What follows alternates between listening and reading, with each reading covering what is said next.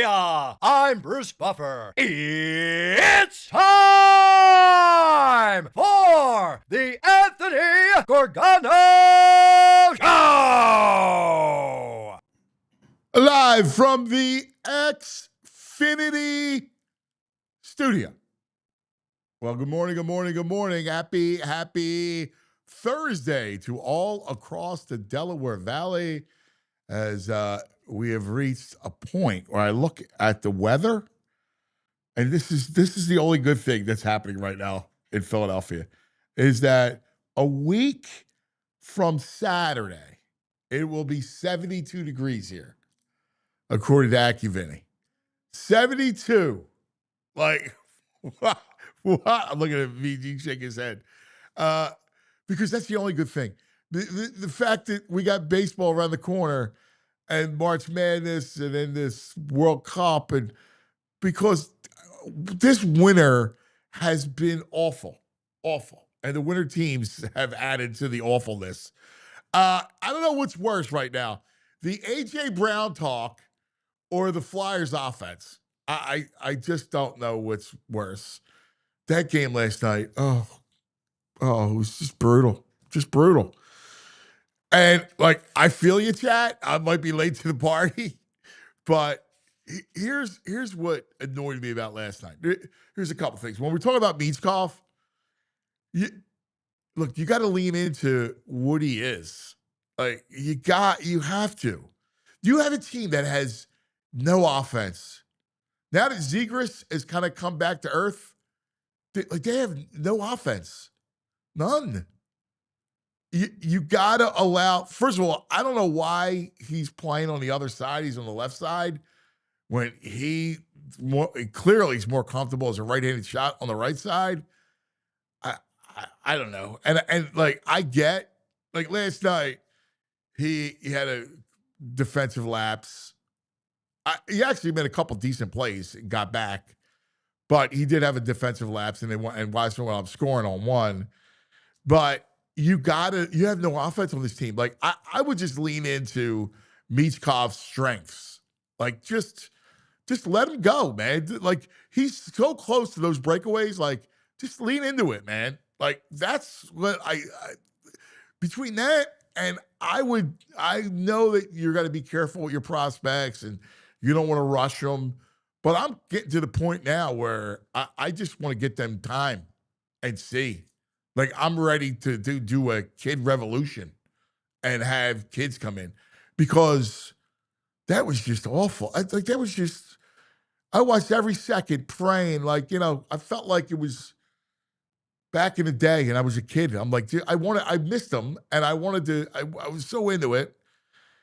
And they're just a tough watch, man. You got to open things up. And you got to open things up with Michkov. Talk's got to do that. And I know Talk's getting skewered on social media. It's not pretty. It's just the problem is it's not an interesting brand of hockey, right? Like, so then you turn around and you go, all right, well, we got Combine. This is a great week. NFL, Combine, the whole thing. And the whole talk is A.J. Brown. A.J. Brown. He's going to be a Patriot. A.J. Brown. There's Vrabel, right? Like, oh, my God. I can't talk about this A.J. Brown thing anymore.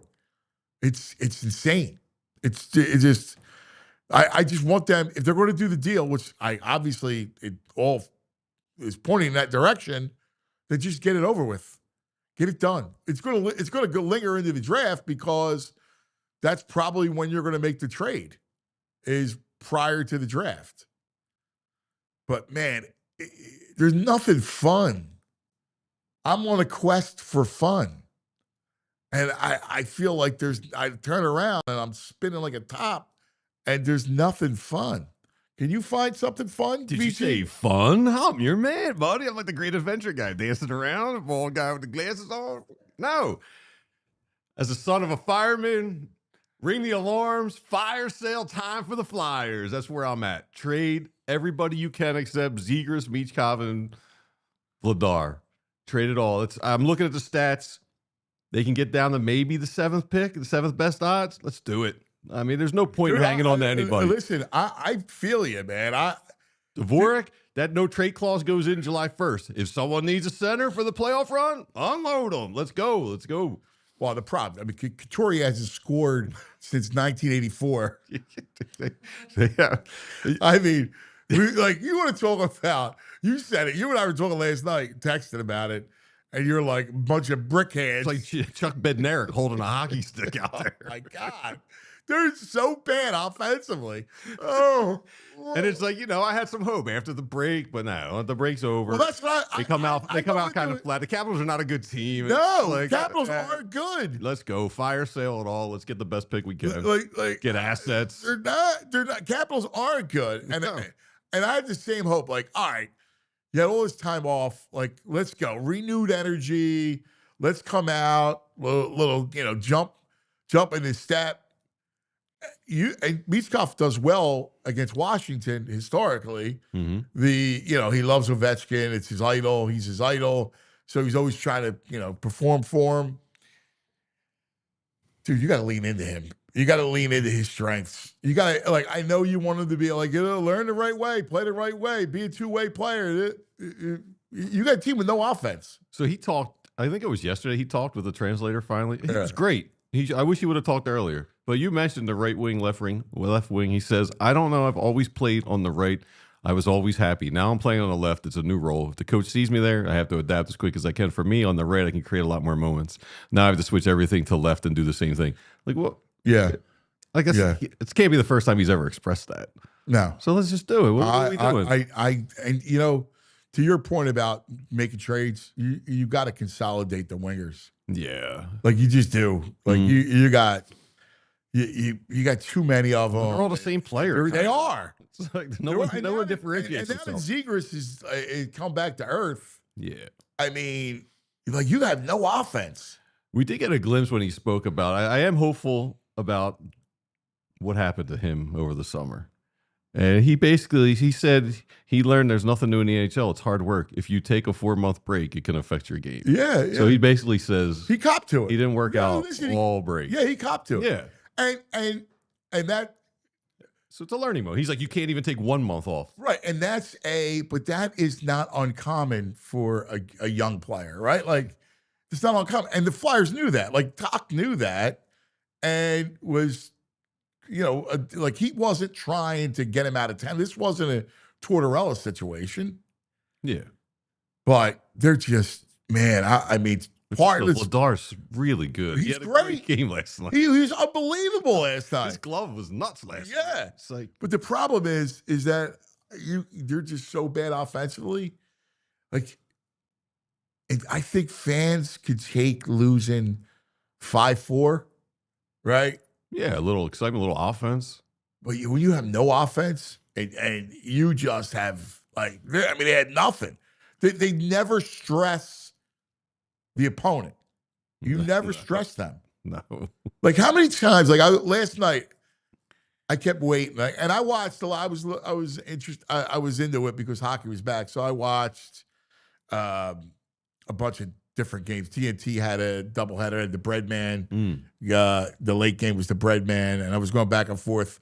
What was the early game? There was a bunch of games on last night, and I was just kind of I was watching Vegas and the Kings, and then there was somebody I forget it was opposite Flyers, and I was just during the commercial periods I was going there, and you watch these teams, and you see them have an extended period of time in the zone, right? It's like Charlie's stats break it down. The Flyers won the 5-on-5, but they're never buzzing. Like they're never swarming. Well, that's my point. Is when you're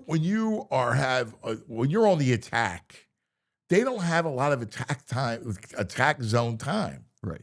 Like you watch any game, and there's going to be ebbs and flows, right? There's going to be a couple of minutes where you're peppering them and they got to get off the ice. It happens to me all the time. When I watch a game like that, I'll double check. I'll be like, is there a power play going on? Because the other team's just swarming, the pass and the shots, and you got to double check the ticker. Oh no, this is and that's a huge. Now Washington doesn't play up and down, so they're going to get you into that kind of game. So part of it's Washington style, But geez, they're like feeble. Oh God, it's a bad watch. So you got that, and then you wake up and it's all about AJ Brown. I turn on Get Up to see what the Nationals are talking about. It's the lead in tease. It's like, so I know you're saying play it close to the vest, don't be a Dombrowski, but this is ridiculous. Don't at be a this point. Dumbo. Yeah, I mean, everybody knows he's gone to the Patriots unless the Bills come in and blow them away with an offer. So let's just get the deal done. But you got to play. But but it's not going to get done until closer to the draft. Rabel is at a podium telling you he's texting AJ all year long. They're like best buds. Oh, like, yeah. Come no, on. I know. Well, AJ, and I love the answer. AJ's a Patriots fan. Right. Take a look. This is, we have the Vrabel. Let's, Jules, let's go to Vrabel. This is Vrabel yesterday.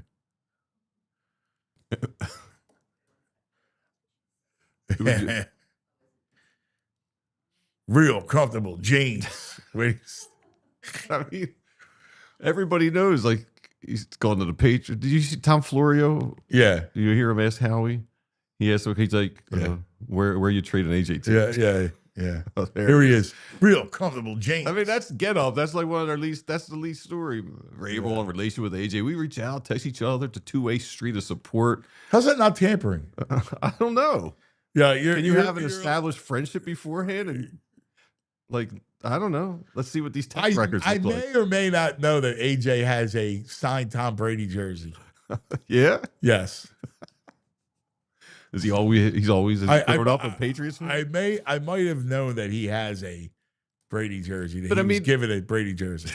It doesn't feel like, all right, you're going to get their first round pick. Like, what are we waiting for? Someone to throw in a 4 or for them to throw a 4? Dude, I don't know. Maybe the Patriots aren't offering that. Like maybe they're going, we know we're your biggest suitor, so we'll give you a 2. I don't know. Like I trust Howie. Like the one thing I know is I trust Howie. Like Howie will get the best deal for it. It's just you just can't live in the AJ Brown universe. No, and I don't think you can actually live in the universe where you think he's coming back. Because we've seen it now. He's been unhappy 2 years, 2 different offense coordinators. You expect him on the third one's going to be like, all right, I'll believe it now. It's like, no, the 2 constants are Nick and Jaelen. And you've already heard that they're going to mesh in and sprinkle in last year's offense into this year's. There's no way AJ Brown's hanging around for that. Yeah, well, you're not going to sprinkle in last year. He said that. I know what he said. You know what a sprinkle is. I think he's got sprinkles on his mind, though. He's been looking, trying to use the term sprinkle whenever he can. Let me ask you about Sirianni. I thought about Sirianni yesterday because I was watching him, and you know what's funny about him? We should love him. Like, we should love Sirianni. Everything about him. Like, his emotional, he's so much like us in that he's got these, deep emotional roller coasters, like how we are. He's very manic. I don't know. He doesn't feel like one of us to me. I understand what you're saying. Like, outwardly, no, but there's something like, for me, like, I want to love the guy, but there's something holding me back. Well, and I don't know if it's just because he can't fix the offense. That's a problem. Like that, maybe that's what it is. That, like, I know he has to rely on somebody else to come in and fix the offense, and he came from that side of the ball. It goes back to the argument that Mikey G and I had, because he's like, you got to forget that he came from that side of the ball. You just got to look at him like a CEO coach. And I guess I have a hard time divorcing myself that when you come from that side of the ball, I got to believe that you can step in and fix things. Yeah, for me, it's more. There's just something about his personality. He just doesn't feel like, I don't know. Maybe it's the word salad he tosses out there. He doesn't feel like, I don't know. He doesn't feel like a lunch pail Philadelphia guy that we get around and like. You get that from him? He's a lunch pail guy, right? I mean, he's like a prep kid to me. Not a St. Joe's prep, like a suburban prep kid. I don't think so. I don't get that at all. That's what he feels like to me. I don't think. You think he's a bratty kid? Yes, dude? I do think he's kind of a bratty kid. I don't see that. It's funny. I don't get Seems that. like the kid who was always favored because his dad was coach. Nah, I don't get that. It's funny the vibes that we get. I don't get that from him. I get like he's grew up sports kid. And Mickey Durkin says it's all forced. He's like, I'm so out on Nick, it's forced. someone else is like, we don't want a fan as a coach. Right. Yeah. Is it forced? I think he's forced. I know Harper, Harper panders, but it feels slightly. But those emotional, like that's not forced. Him. Oh, dude, like on the sidelines, high stepping on the sidelines. That's not us. Like you'd want to punch the guy doing that on the sidelines. Yes, that's not us. Yes. Oh yeah, like, yeah. Come on, that's not us. Yeah, that I agree with. Like, yeah, but my point is that he's emotional. Yeah, right. And those emotional outbursts, which are like maybe it's like if he was a defensive coordinator, I don't know. I'm trying to figure it out. Yeah, you're completely out on him, and I get it. It's like I want to like the guy, but there's something holding me back that like. He's kind of cringy. I'm not saying you said that. No, well, like the emotional. I'm talking through it. What? Sometimes I like to talk through it. Where are you at, Julie? Is he cringy? Are you a Nick fan? Break the tie. I'm not. Oh yeah, you're not. Yeah, there's no tie neutral, here, but I think he's more like us. Like I agree. Like I want to. You want to go tailgate with Nick? I want I to think he would do that. I don't get your See, I disagree with him being a like a bratty kind of dude. Yeah, that's what like I get. You got him as a soch. What's that? Like like the soches and the greasers. You don't know that reference? Where's that from? The movie, The Sharks and the Jets. No, the movie. I forget the name of it. The Greasers. Yeah, what's the name of that movie? Back in the day, Pony Boy. Oh, what is that movie? You should get it. Outsiders. Yes. Yeah. Yeah, you got him as the rich preppy kid. Yeah, that's what he feels like. I don't feel that guy at all with him. Yeah. I think he's kind of awkward. His emotional outbursts are awkward. Like personally, I prefer Andy Reid. Like I want you to just be stoic and be in charge, and like your facial expressions I like that. Get the point across. I like that. Like when Andy would turn red and the eyebrows would go up, like you knew he was mad. The guy's got, and he was bigger and he had that stature. I like that. I like Buddy Ryan. Well, Buddy Ryan's way different. Buddy Ryan punching people. Well, but Buddy Ryan was more of a like he was a zinger guy. Yeah. Like he was between the eyes, right, with his zinger. Yeah. Nick doesn't have that. Like Vic, it feels Philadelphia. Nick does not feel like Vic. I agree. I think Philadelphia feels more like a Vic Fangio. Jim guy. Johnson, Yeah, feels like Philadelphia. Yeah, Stoutland, yeah. I love That feels Stoutland. more like us. Yeah, I got you. I think People are like, how do I not know The Outsiders? I actually think I saw it like once in my life. That's in your wheelhouse. I didn't like that movie. I thought it was fine. I'm not. I wasn't a big fan either. Like I thought it was all right, but my point was, you got Nick being a that kind. I was trying to come up with an example. Yeah, and I just don't. I don't see that. I'm looking at the chat right now. There's a lot of flyer stuff. Then the Nesbitt, the 2 first for Nesbitt is grinding people's gears. Yeah. Well, being so called Rick Toxic. I mean, Rick Toxic. Oh man. Oh my boy. Oh. That's just good Philadelphia ribbon. That's who we are. No, it's a great line. I mean, it is what it is. Oh my God. All right, let's go to we got fun shows always, Pat, and I need some wisdom, some Pat wisdom today. Yeah. So we got Pat coming up, our hometown hero, Kevin Negandhi, and we'll go to Indy and talk to EJ. So fun show, busy show as always on a Thursday, but let's do a little VT's Nugs. All right, let's tap into some Nugs. VT's Nugs. Nugs. It's just time for VT's Nugs. VT's Nugs. Little Phillies action yesterday, right? Win. T-Mac taking an inning or 2 off. I saw it. It made the rounds. The guy just can't go get a beer. He goes to get a beer. They feature him on. Like, does he need to be on camera?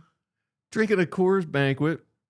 And then Topper takes shots at him. Oh, it was a great shot. It's not a good. You know why? Because you got hair. People with hair are not allowed to make fun of us follically challenged. The guy's just trying to have a couple innings off in a beer. And players are complaining that there's a glare coming from the bird out there in center field. All right, Topper. How old is that, Topper? Come on. Now all of a sudden you're going to get sensitive. You go with the Coors. You go with the Coors Banquet. I make fun of him over the banquet. Talking out there, he said the same thing. Tommy would drink. What did they drink? A Molson? Not a Molson. Labatt's. Labatt. I mean, just let the guy relax, man. But speaking from a man who knows, he needs to put something on the dome.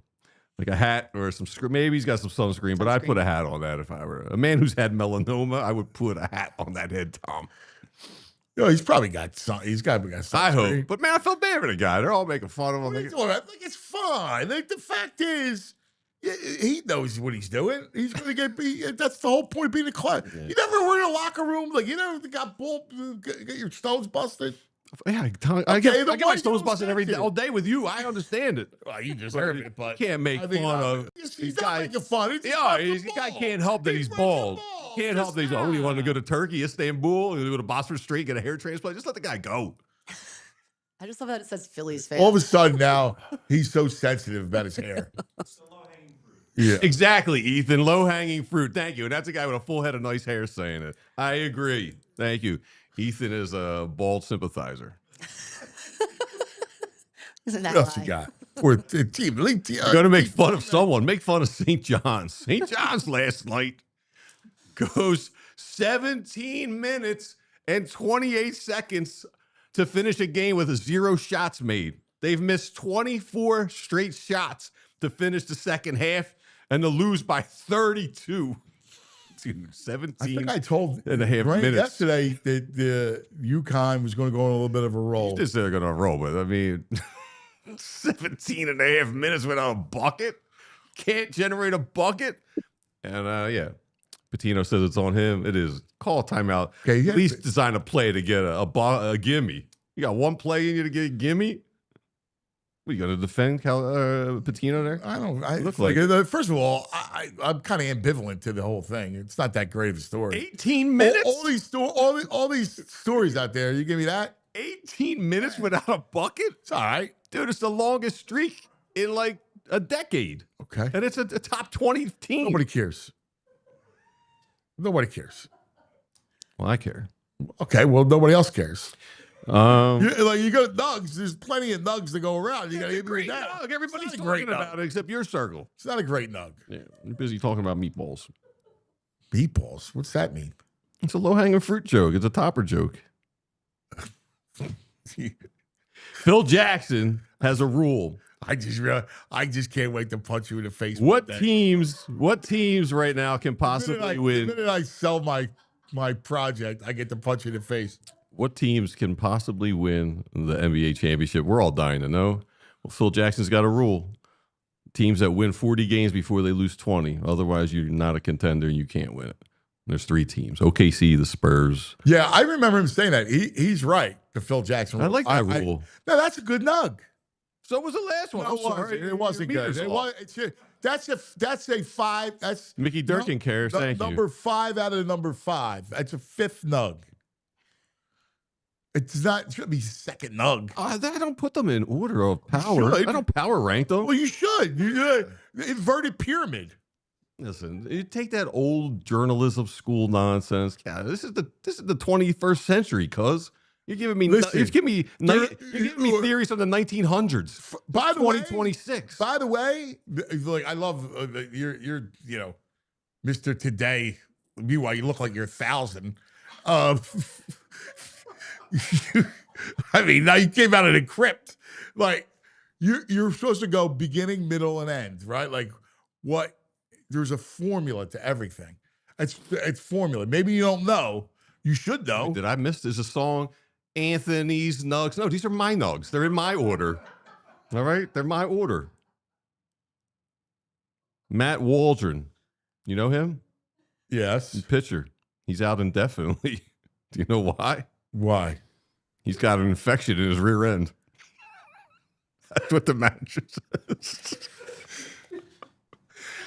He's got hemorrhoids and he had surgery. I'm calling him. I'm calling it. Come on, this is a major news story breaking. I'm calling it, Jules. Okay. I'm calling it. All right. It's over. What? It's He got an over. infection in his Discontinued. rear end. Discontinued. Why would they do the guy dirty like that? Not All just right, we saying a got plenty lower of stuff body, to get to lower today. body injury. All right? Can't they say lower body Plenty of injury? stuff to get to. Oh, thank God Pat's coming up. Oh, thank God. I always look forward to Pat, but never more than today. Pat, Kevin. Oh, I like they're saying EJ. they got VG's nugs as causes crumbs. That's what they are. They're crumbs. Taking off in here. Eddie Ray, they all love him the causes crumb. That's what they are. They're crumbs. Hold on. Like lower body injury. Come on. We don't, that's TMI. Let's take care of some business, shall we? God forbid. The worst. You are the worst. Let's talk about the BetPark Sportsbook online casino app. Yeah. So listen, there's plenty of good stuff.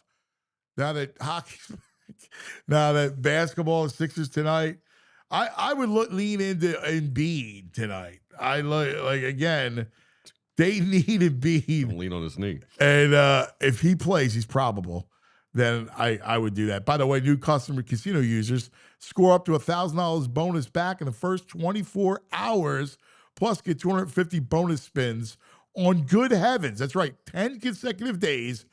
You get 250 bonus spins by the end of it. Make your downtime fun time. Play all the slots like Huff and Puff, Cash Eruption with the BetPark Sportsbook online casino app. Play for real money. You got blackjack, roulette, craps, you name it. Plus, bet on all your favorite sports. The BetPark's online casino sportsbook app, where there's always another way to win. Got to be 21. You got to be in PA, New Jersey, Maryland, Michigan. If you have a gambling problem, please call 1-800-GAMBLER. BetParks.com for all the details. Making sure everything's going smooth. And right now, they're putting on a President's Day car. Looking for a truck? Looking for an SUV? Elkin Chevrolet's got you. Elkin Chevrolet, they're run by three brothers. Real brothers, local guys. They're at the dealership every day making sure everything's going smooth. And right now, they're putting on a President's Day sales event, and the deals are bigger and better than ever. You need a truck? They've got it. Looking for an SUV? They got that too. They got your Silverados. They got the nice Blazers. They got the big, comfortable Suburbans and Tahoes. Every vehicle comes with the kind of service that makes you feel like you're part of the family, because they are a family.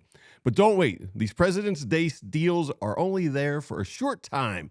Swing by Elkin Chevrolet, Route 73 South in Marlton, New Jersey. Super easy to get to right over the bridge, and get in on the deals that are just plain honking good. Elkin Chevrolet, they're real brothers, they're real deals, and they got a whole lot of honking good service. Together, let's drive.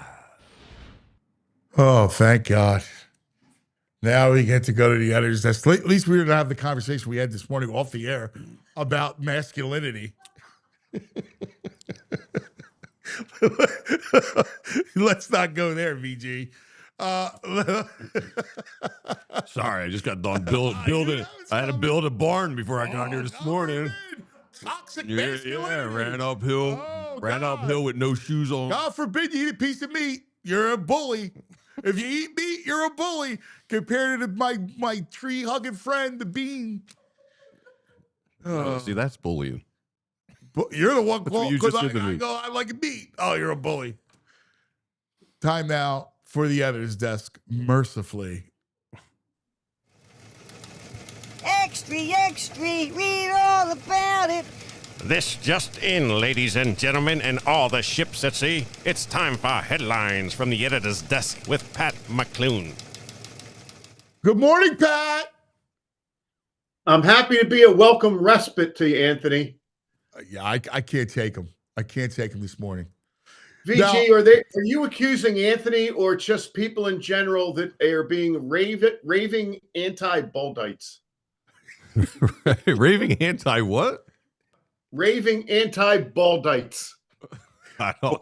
All nights. I don't. That is a play off of the Seinfeld being a raving anti-dentite guy who was against dentists. Absolutely not. I'm a big fan of balls. What? He said What? bald. That's the opposite. Bald. Oh, I thought you said Because ball. of the team I acting. got it. Oh. Come on, VG. I thought- He's getting on your Bald nerves is now, beautiful. too. Just remember, bald is beautiful, VJ. Pat, that was a great headline. The one about the ball player with the derriere issue. Great headline. Yeah, they did not help him at all there. Did not help him at all. Yeah. Right. Yeah. Yeah. Yes. It's lower body. Please take Yeah. take us away, Pat. Well, let's actually go into the 5 then, Anthony. That'll get us away, all right? Yeah, I need your I'm gonna opinion throw- on Sirianni at throw some a point couple too. Areas at you. Today we've got Phillies, Sixers, Eagles, Olympics, and college football. Let's go. Let's go Olympics. There you go. And a lot of this has to do, the headline on the Olympics is a 46-year wait is worth it. And there you go. Ethan and Julia put up the what I was looking for there. I couldn't help but think when I saw that Jack Hughes get hit in the face and then smile, I couldn't help but think that that was the Bobby Clark photo of its time, right? That's awesome. Yeah, That there is you go. awesome.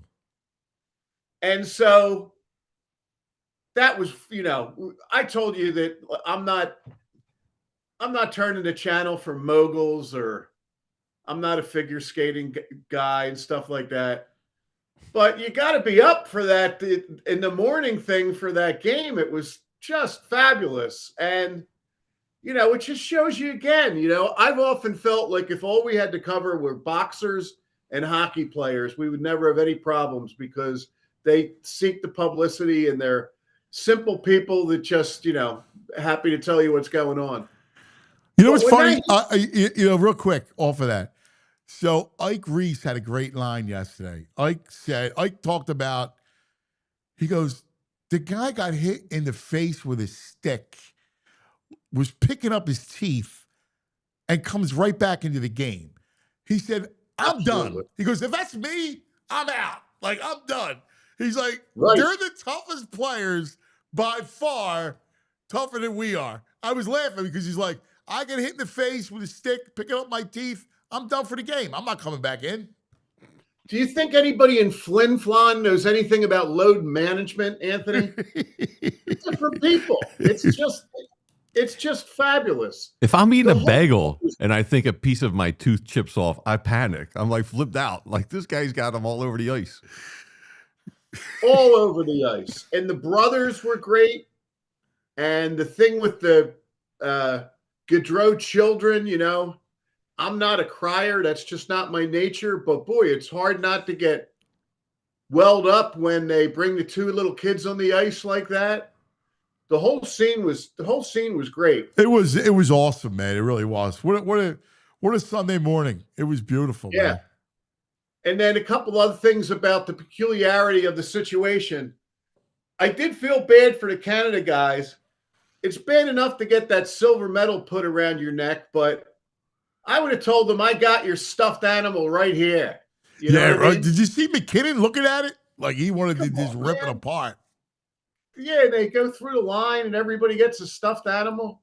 Man, that's brutal. And how do you feel about the 3-on-3? So you can't, I don't think you could decide a gold medal game 3-on-3. I don't believe that. Totally agree. Totally Yeah. agree.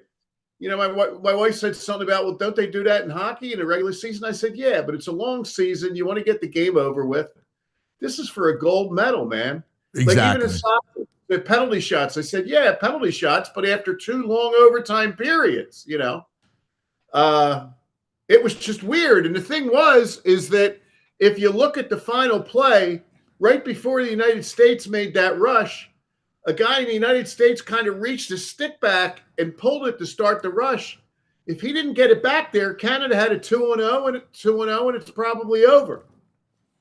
And I love one of my favorite sports terminologies in the whole world is when the goaltender stands on his head. I love that. Yeah, he was amazing.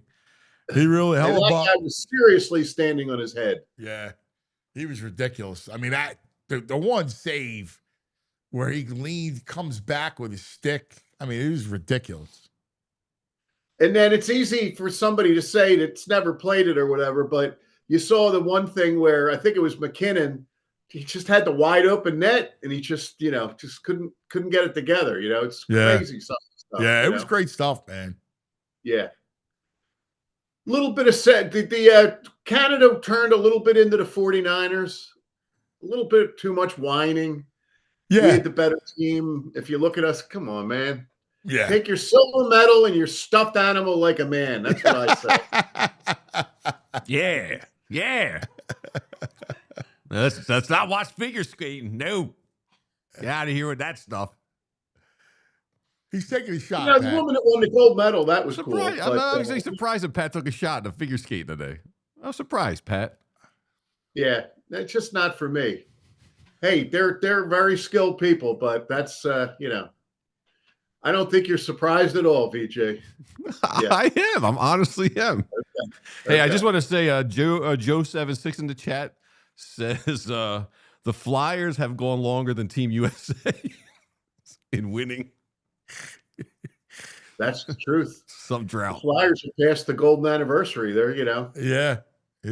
But man. that long wait. And then the one family, the one guy, I think his name is Nelson, had his grandfather on the 60 team, his uncle on the 80 team, and now he's on this team. That, Yeah, it's great stuff. If you were there sitting there in Milan Cortina with 7 colleagues in the press box, you would have had no problem whacking up the 7 or 8 story ideas out of that game. Oh my God, right? No fist fights. All right, I'll take that. Nobody's reaching. Nobody's reaching. You take the guy that's just happy to be there and you tell him to go to the Canada locker room, and then everybody else whacks up the other stuff, right? Yes. I'll take I'll take Jack Hughes. Yeah, there you go.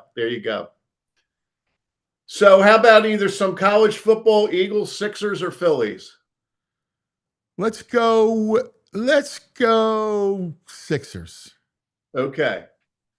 And the headline on that is the center of contention. And boy, would we love that they come out in the other end and it's a Maxey Edgecombe. And I actually thought that they were planning for that with Maxey Edgecombe, McCain, and Grimes, but McCain's out there in the middle of the country lighting it up for the Thunder. But unfortunately, it really seems to come down to everything kind of hinges on the center. And, they're in a real precarious spot now. They, for a little while there at the break, they were up 1.5 and 1.5 away from catching the 5. Now they're a half game up from being out of the play-in, and they're 4.5 from being out of the playoffs, and they're 4.5 from being out of third place. So, excuse me, Bless you. They had a little bit of a logjam there, so it's precarious area. Let me ask you: are you worried at all? A buddy of mine brought this up to me. I thought it was smart. Are you worried about Maxey and that this was supposed to be Maxey's team, but once again, the only way that they're a legitimate contender is if Embiid is the one that's going to give you bulk scoring? Yeah, I'm not worried about him. I guess I'm worried if the issue is that he's going to be one of the 5 best players in the NBA and able to carry a team all on his own. I don't know that we ever felt he'd be able to do that. He'd be a great number 1 on a team with some real good 2 through 5. You worry that he goes through shooting funks, and but the thing that's great about Maxey is he's gotten better every year, Anthony. He works on something, he gets better every year. Yeah, this is less of it's less of a Maxey at fault, but more in Maxey's situation. Because I agree with you. I love that kid. Yeah.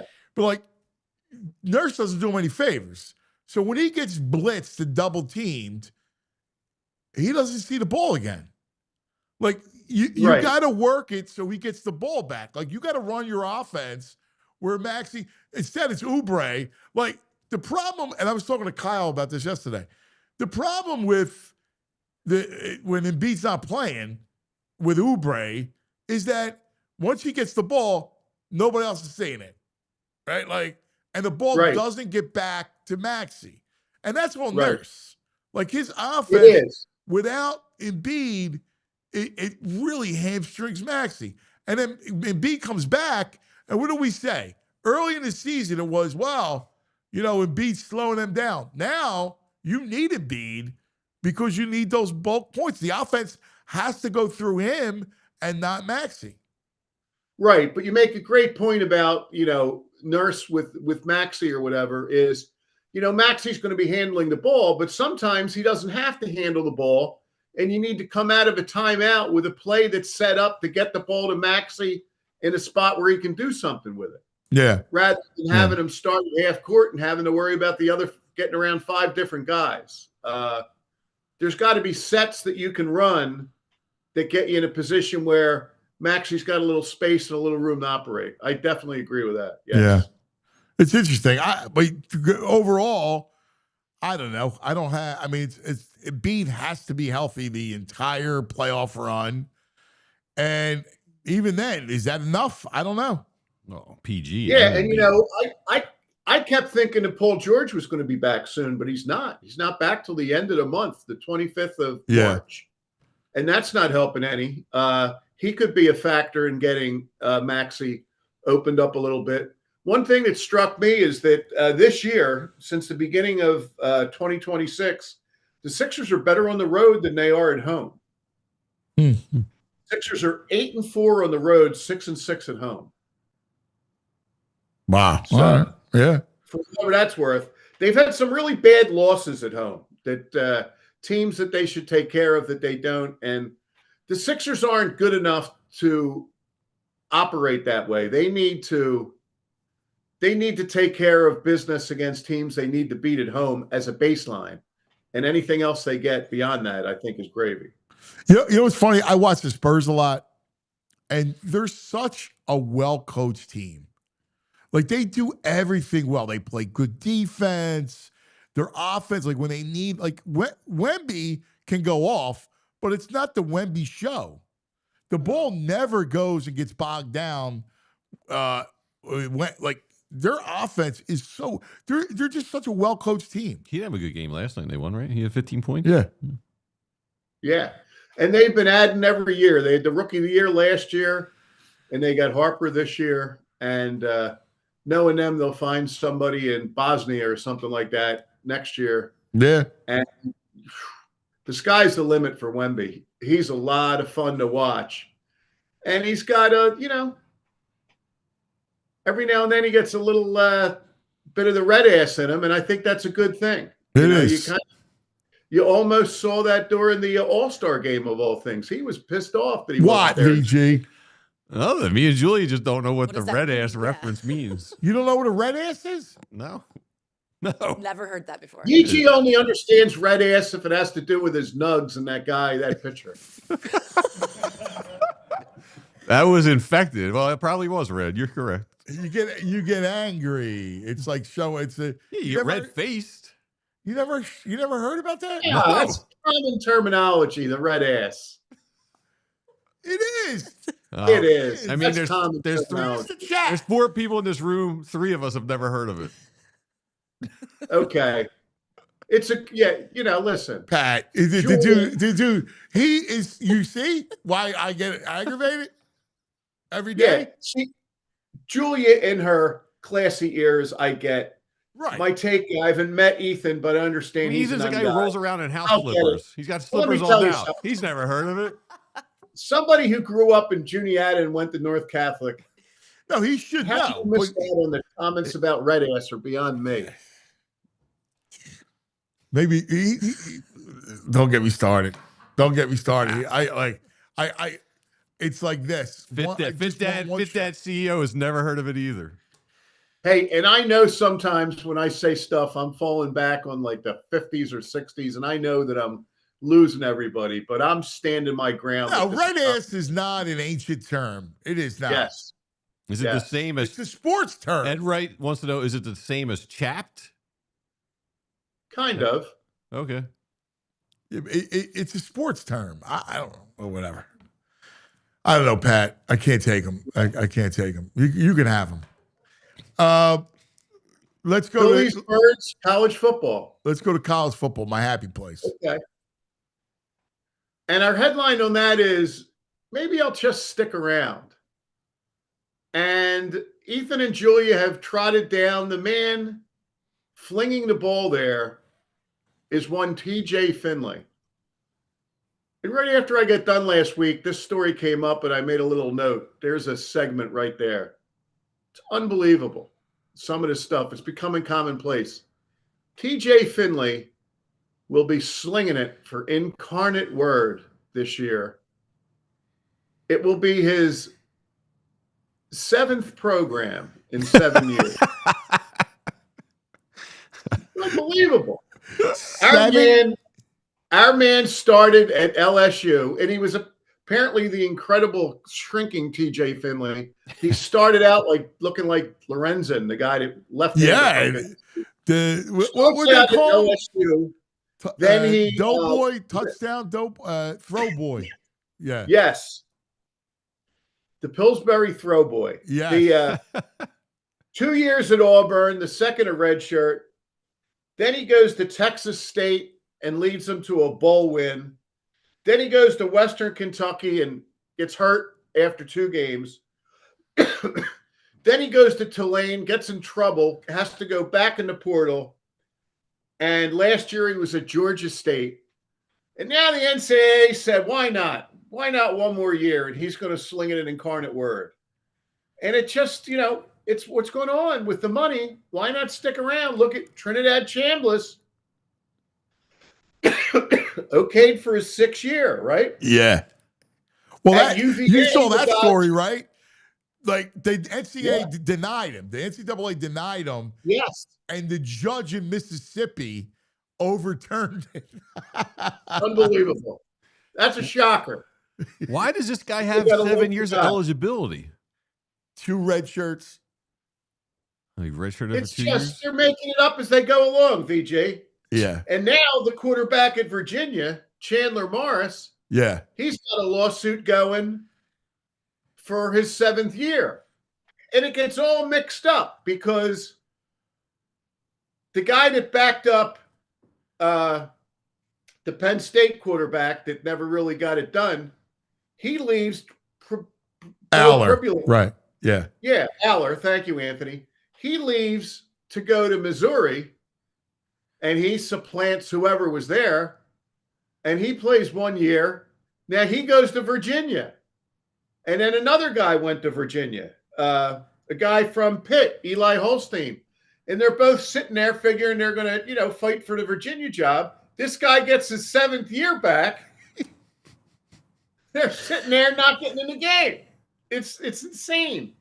And as we've talked about before, Anthony, you like to see the games and good for them and are glad they're getting paid.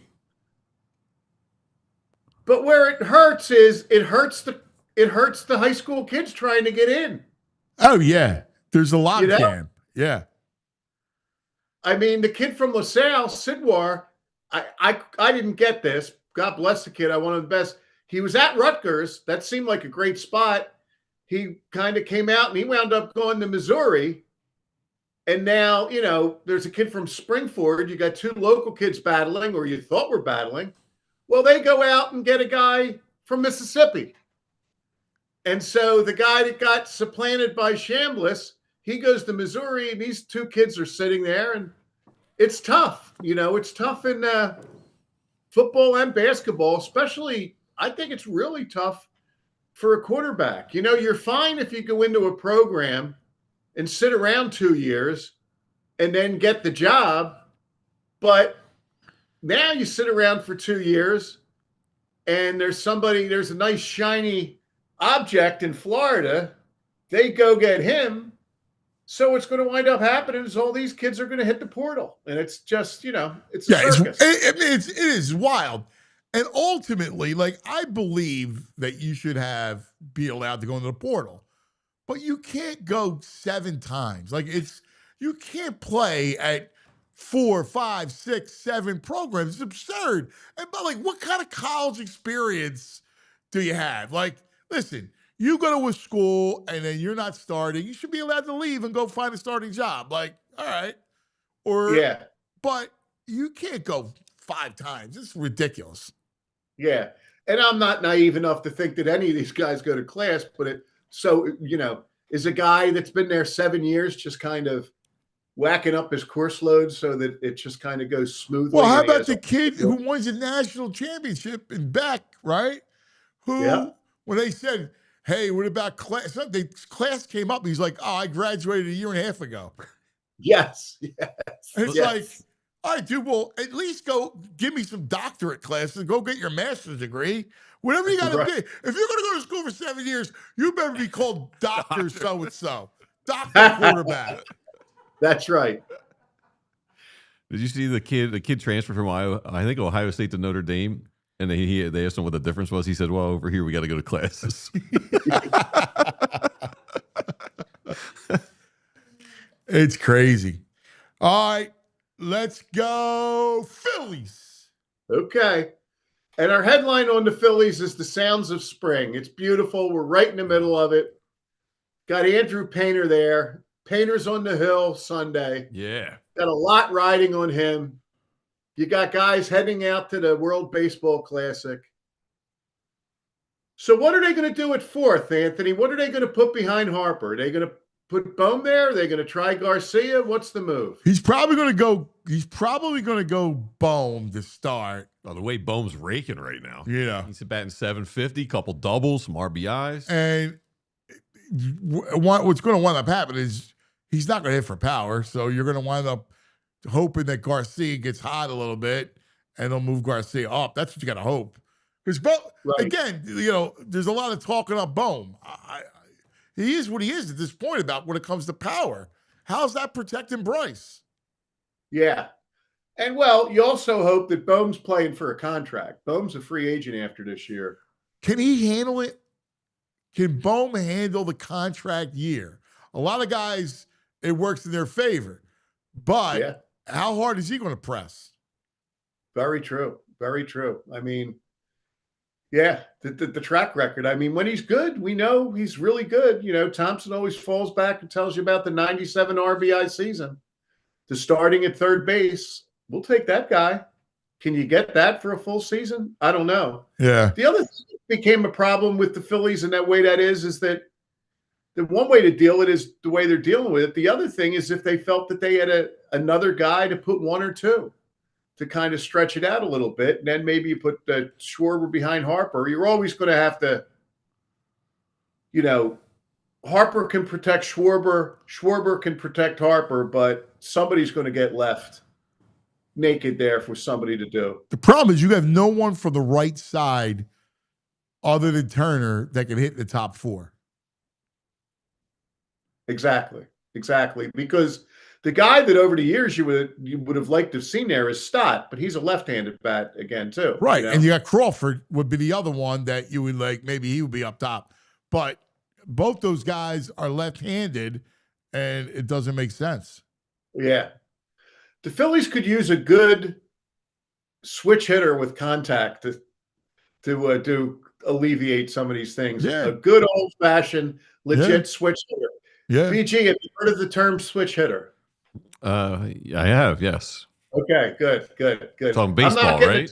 Baseball. I'm not getting in touch with the red ass. I'm just having fun here. Hey. Some switch hitters might have that. That's right. But it's great seeing stuff though. It's great seeing Schwarber hit one out of the park, just out of the park. I know. I missed it. I mean, right now, I'll be honest with you. I'm in such a bad sports mode. I can't wait for the tournament. That's the first thing. I'm going to get into the World Baseball Classic. But reality, I can't wait till at least the Phillies every day. Give me the Phillies every day. Right. Yes, absolutely. Absolutely. All right, And 96 wins is a far cry. That's a lot to ask of anybody, but they're still capable of winning 90 games, I think. I think they're capable of the problem's going to be more about like who they're dealing with, in a sense that they've been very fortunate the last few years that the Braves were down. One of these years, the Braves are going to be just as good as the Mets, and it's going to be a 3-team slog. Yeah. But Anthony, we could go for a good pennant race right around now. Oh, please, God, yeah. Let's go Birds. Okay. And the headline on the Birds is reset or reload. And we'll never know, because the guy there, you just don't know what he's going to do. He's going to play his cards the way he's going to play his cards. And personally that he's told you he's going to fix this. And we have great confidence in it. But you also get the sense that last year they played the compensatory pick game. And they may wind up doing that again. And if that's the case, are you resetting or are you reloading? It's a great question, dude. It's a great question because truthfully, you know what? I don't know. I think he's, in his mind, he's walking the line. If it goes well, it's a reload. If it doesn't, it's just a reset. And right.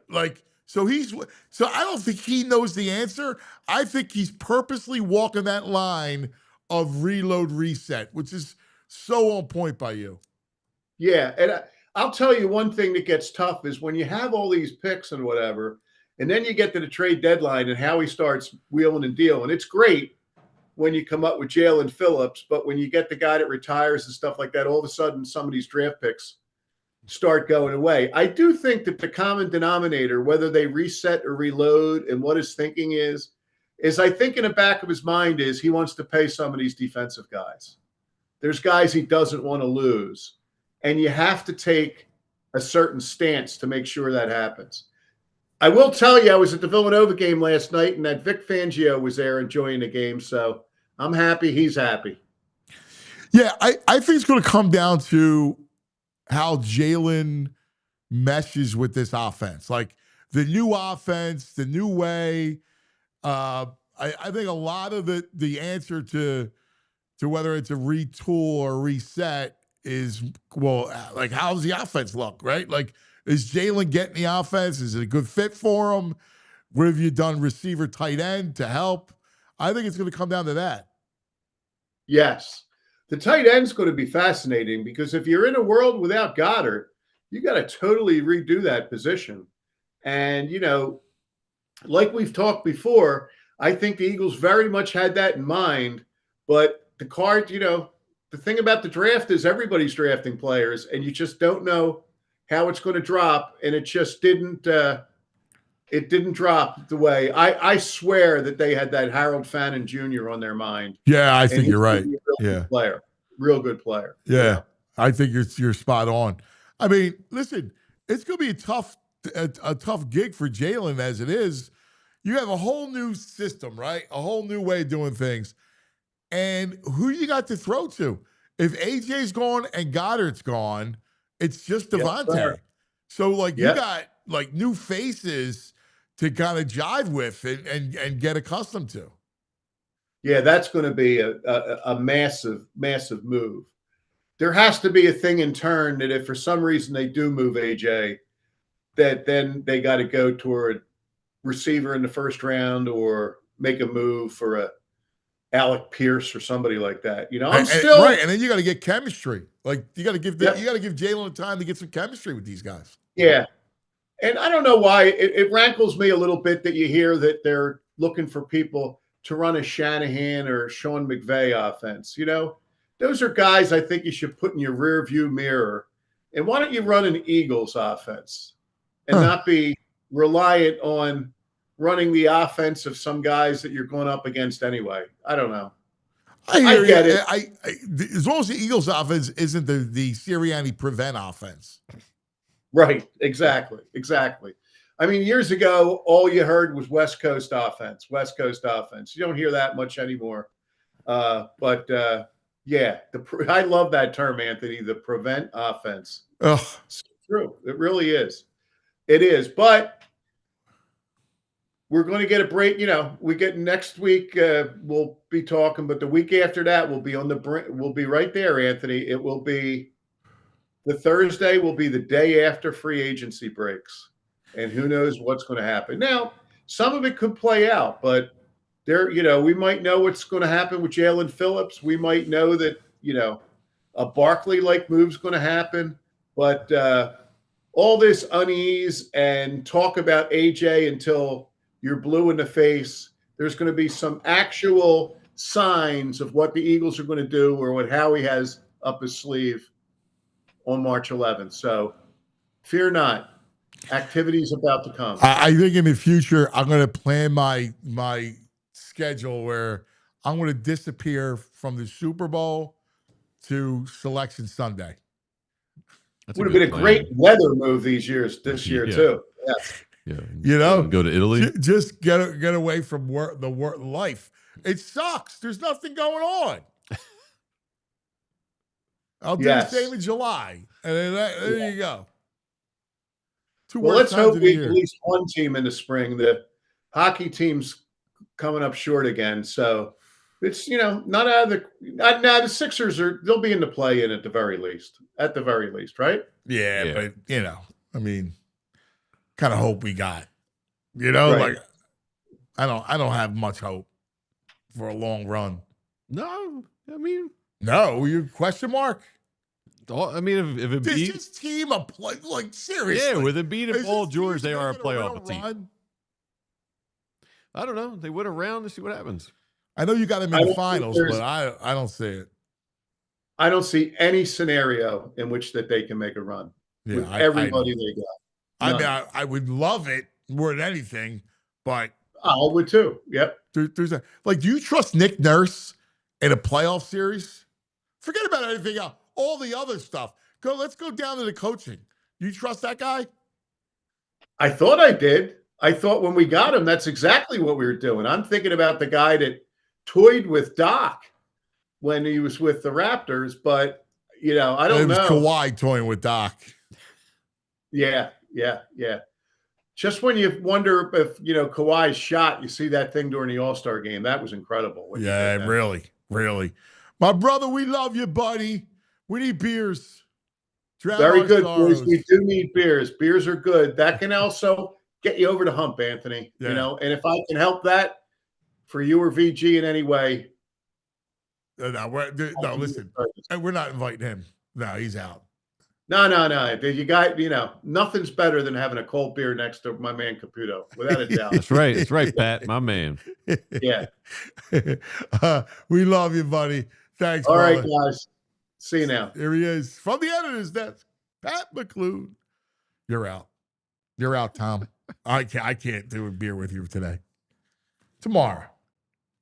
Yeah, you'll miss a good beer today. Good beer day today. Got my Yards IPA hoodie on. I can have beers with my man Kevin Negandhi, who's coming up next. But first, let's take a word from our friends. Hey, let's talk about Ashley Furniture. I love Ashley Furniture. Now's your chance to transform your home for 2026 with great offers on your favorite looks at Ashley's New Year sale. Discover hot buys for every room in your house starting at just $299, and you can ring in the new year with new styles today and pay over time with 60 months special financing on in-store purchases. Don't miss out. Shop the season's must-have looks at Ashley's New Year's sale because we just love Ashley Furniture. The World Cup is coming. It's the first time since 1994 it's in North America. We got 48 teams coming, so everybody wants to go. So getting tickets, that's the hard part. Well, Game Time app makes it so much easier. It's a real lifesaver. It gives the advantage back to the fans with tickets to all the matchups you care about. You can track price drops in real time, get alerts when seats open up, and grab tickets the moment they hit the app. I'm using it tonight for a Flyers game. I can get in the building for like under $100 lower level, which is unheard of. And if you like a certain zone, you got zone deals. You let them pick the tickets for you, the seats. Super cheap. You get alerts on tickets. You get views from every seat in the venue. Low price guarantee. Event cancellation protection, which is super important. And no surprise fees at checkout. So take the guesswork out of buying tickets for soccer games, sporting events, or concert tickets. Download the Game Time app, create an account, use the code PHLY for $20 off your first purchase. Terms apply. Again, create an account, redeem the code PHLY, $20 off. Do it now. Game Time. Hey, let's talk about Ashley Furniture. I love Ashley Furniture. Now's your chance to transform your home for 2026 with great offers on your favorite looks at Ashley's New Year sale. Discover hot buys for every room in your house starting at just $299, and you can ring in the new year with new styles today and pay over time with 60 months special financing on in-store purchases. Don't miss out. Shop the season's must-have looks at Ashley's New Year's sale because we just love Ashley Furniture. All right. Welcome on the Xfinity mobile call-in line, our favorite. Hometown Hero, hometown hero, Kevin Negandhi, from Temple to ESPN. Here he is. There's a good smile. Make us feel What's good. happening, fellas? How we doing? I'm not good today, dude. He's irritated today. Well, he irritates me, but beyond that, I'm not. I am irritated. And you wake up, it's AJ Brown all the time. I mean, all right, like I get it. He's going to get moved. He's going to go to the Patriots. I got to see Vrabel with his jean jacket talking about, AJ, we're best buddies, right? I'm his therapist, everything else. Do I want to see that? No.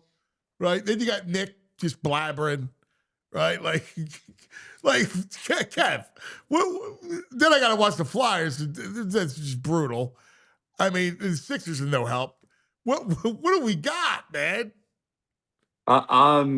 You know what, Ed? You've kind of summed up me the last couple of weeks. Couple nights ago, I picked up my oldest from basketball practice, and he gets in the car, and he's like, "God, Dad, Sixers are going to win this game against the Pacers." And I was like, "Oh, yeah?" He's like, "What's wrong?" I'm like, "I don't know."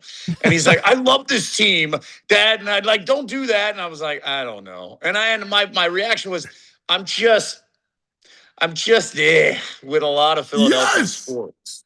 Like, I'm with you. I'm on the whole Bryce Harper, Dave Dombrowski fiasco, and I'm Boom's gonna hit cleanup again. I'm with the Sirianni stuff. It's so funny. Like, we ran a sound on Sports Center the other day, and I was just like, there's just nothing. He can't even say anything right, and he's saying nothing, and he can't even say it right. No. He can't. And he's so unaware of it. He just keeps blabbing and blabbing. Just cut it. Just stop. Shut up. Yeah. Shut up. He says nothing, but he doesn't even say the nothing part right. Right? Like, it's just the weirdest thing. And again, this is he's a nice guy. He means well. It's just like just stop. Yeah, it's funny. You and I swear to God, we must be separated at birth because we see it the exact same, everything the exact same way. Yes. Like with Sirianni, I go, we should love him. Yes. Like his record, he's emotional, right? Like he cares. We should love him. Yeah. But we don't. And it's just like it's like and I don't want to say this in a bad way, but there's like a fake authenticity to it. Like I think he's being authentic to himself. Yes. But I also think there's an awkward authenticity, maybe. Awkward, Not the word fake is not the word. There's an awkward authenticity to it where it's just like sometimes, man, like, I don't know. And he could probably be yelling at guys like me and you and say, "What do you want me to do?" Right. When I'm authentic, you guys get mad. When I say the company line, you get mad. it's not that we're mad. It's just you're right. Like we would embrace somebody normally like this. Yes. Especially you won us a Super Bowl. You got Yes. to, you got to like another Super Bowl and like this run. It's the best 4-year run in Eagles history. It's just so And aggravating. he gets fired up on the sideline. I'll be barking. Like It's just, but it's aggravating. It's always at the wrong moment. You know what Always. it is? He's got the worst timing. He's Yes. like freaking, like you brought up the Seinfeld Costanza, right? Like he's always got wrong timing. There's nothing good. Like when you're barking at the wrong time. Like don't bark after the Bills game. Yes. Yes. Don't bark at the Colts. Don't bark against the Chiefs. Like, just come on. I don't know. And I'm kind of there with you across the board with Philly sports right now. It is, to the point, guys. I'm not kidding, Ann. To the point, earlier today, I was like, I don't know if Ant's gonna like the way I am right now because I'm kind of like, every single topic, it's like, I can't believe you said that. I don't like the way I am either. I'm the same exact way. Like, poor VG's doing his nugs, and he's like, it's on my nerves. And we were sniping at each other over masculinity before the show, right? Surprise! I don't have enough. No, he hates masculinity. Like, whatever. Like, I eat a piece of meat, I'm a bully, right? Like, So then we start arguing.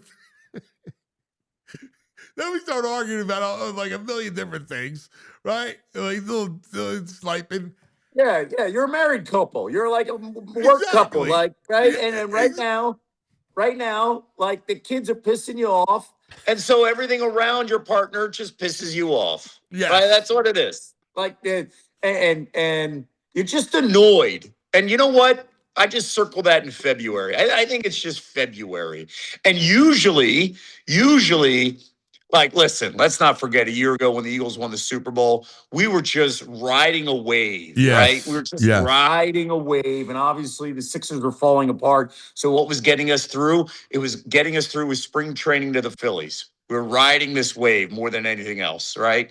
We don't have anything to pick us up. Literally, there's when it comes to Philadelphia sports right now, there's nothing that's kind of floating us to the next season. Somebody who understands me. I don't know what you guys know. Somebody who understands me. Who feels my pain. Bohm's raking right now. He's going to be a great 4-hole hitter. He's batting 750 Oh, so far. my God. He's got a few doubles. The power's back. This is what I love. Like, this is what I love. Again, let's go back to my oldest, who's 13. And he literally said this to me yesterday. Dad, Bohm looks great. Yes. And my response was like, I don't care. It's freaking February. I don't care that he looks great. I'm more like Bryce. Like, we've had years. How come we have not figured out a guy to protect him? Yes. That's where I'm at. That's kind of where I'm at. Exactly. Kepler. But figure, Wit. Oh, what? Slop after Austin Hayes. Yep. There's nothing out there in the outfield. Nothing. Literally nothing. And you know what this is? This is kind of similar maybe to where the Sixers were before the emergence of Maxey, right? It was like, well, how do we make sure our star, Joel, has somebody? So it's like, let's just throw this guy out. Let's throw that guy out. Let's throw this guy out. Let's throw that guy out, right? And we couldn't find it. And then the youth came up, right? And maybe we're going to have the answer with these guys, and that is the Crawfords, Painters, Millers of the world, but they're just going to be on the back end of where Harper is going to be, Yes. Maybe. Yes. Maybe, right? We don't know. I think one of the biggest storylines when it comes to the Phillies, everybody's hyper-focused on this lineup. I'm really scared about this rotation. I'm really scared about the rotation. Yeah, well, the rotation has to hit. Like the rotation, when the Noah's lineup having to 3, hit, the rotation has to hit and that it's got to be good. It's got to carry you. When Nola's 3 and Taiwan Walker's 4 and Painter's 5. Ooh, man. So No pressure, Wheeler's back Sanchez in and May, Jesus. right? Like, so I know, but you know. April could be really long, especially if they get 3 runs per game and they don't have any protection and Garcia doesn't hit and Crawford's still figuring it out. It could be really long. Oh man, what are you doing to us, Kev? How much snow did you get up there? This snow must you get No. hammered. Hey, The snow's got you down. I want to tell you one other thing that I want to bring up here for this audience. About a month ago or a month and a half ago, when we were all talking about Bo Bichette, one of the first things I said was, I don't feel it, guys. Have you seen him defensively? And then what do we see? That video last week at spring training. Holy cow. And that is literally spring training. Like, what? Oh, that's scary. So, like, I think sometimes we were looking for every single shred of something positive that we forget the reality of certain things. And I'm just bringing it up that I'm not trying to be, Negandhi, Negandhi, but like, I just want to. I want to be prepared that this rotation really scares the bejesus out of me. Listen, I get you. I mean, Painter has to be good because, let's start in May. Like, let's just start with Wheeler, right? Because Wheeler, I feel good about Wheeler. I do think he comes back. He'll be close to himself. You know him. He's going to be good, right? He may not be himself yet off the bat, but he's going to be good. So I got all the faith in the world in Sanchez, Luzardo, Wheeler. Yep. If Painter is good, now I'm not as pressed with Nola.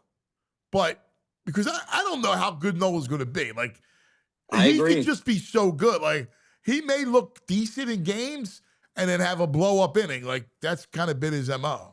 That's the Aaron Nola game. It's the Aaron Nola experience. 2 home runs, no matter what. And listen, I appreciate you saying that about Painter, but I feel that's unfair on Painter when Nola's getting paid what he's getting paid. Yeah. Like, hey, come on, let's figure this out. Yeah. Enough is enough.